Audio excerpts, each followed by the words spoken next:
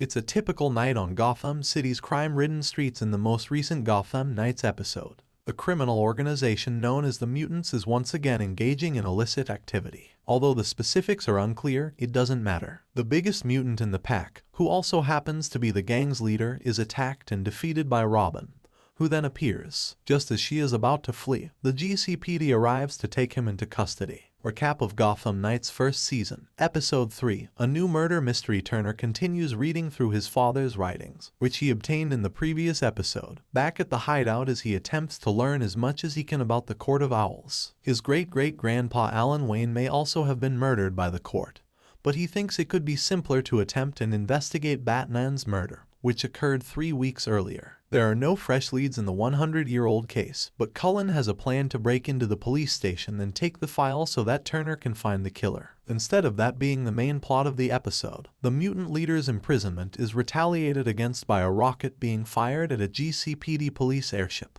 Considering that she was the one who insulted the leader, Carrie feels bad about it. The Founders Gala, where all the wealthy residents of Gotham will be, has been announced to take place across town. Stephanie feels like she owes the man who blamed her for hacking into all the banks in the first episode because he begged her to go. The mutants have stolen enough chemicals to create a chemical bomb that will detonate at the gala and murder everyone there, as Carrie learns when they look into the rocket's origin. Recap of Gotham Knights first season, episode 3. A traditional Gotham Gala robbery. At the gala, the mutants appear and kidnap everyone in exchange for the release of their leader. The teens sneak into the scene to attempt to defuse the device as the mayor complies with the request. Cullen is the only person still missing and is confined to the police department as a result of the hostage situation, which has put the entire force on high alert. The bomb is found, but it appears that it will detonate whether or not the mutants' demands are fulfilled. While the rest of the crew goes about fighting mutants, Stephanie and Harper begin attempting to figure out how to disarm the device. Turner approaches Harvey Dent, a guest at the gala, and shares what he has discovered so far with him. He then urges Harvey to put his trust in him.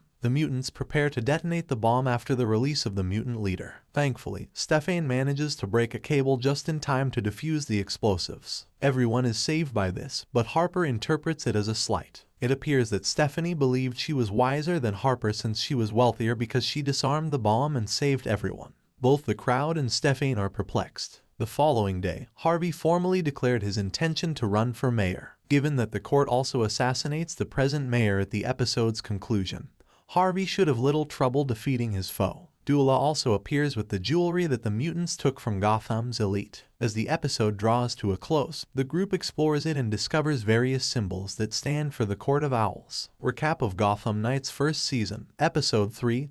Too Many Thieves. The 6 primary characters in the series total 7 if you count Harvey, who seems to be getting more and more storylines. But so far, it doesn't seem like the show's plot justifies having as many main characters as it does. At least one of the teens who appear to have nothing to do but must be squeezed into the plot since they are a main character has appeared in every episode. Duela appears to be the one who is struggling the most with this issue in this particular episode. She has no reason to care about the plot in this particular episode, and the show seems to go out of its way to give her some sort of role in the third act of the narrative. Naturally, not every episode must spotlight every character equally, and naturally, each character should have a separate motivation. But everyone participating should have a few common driving forces. Without that, you only have 3 separate shows that are all waiting to be the main one. You don't even have a show. What did you think of the 3rd episode of Gotham Knights Season 1? Post your responses in the comments section below.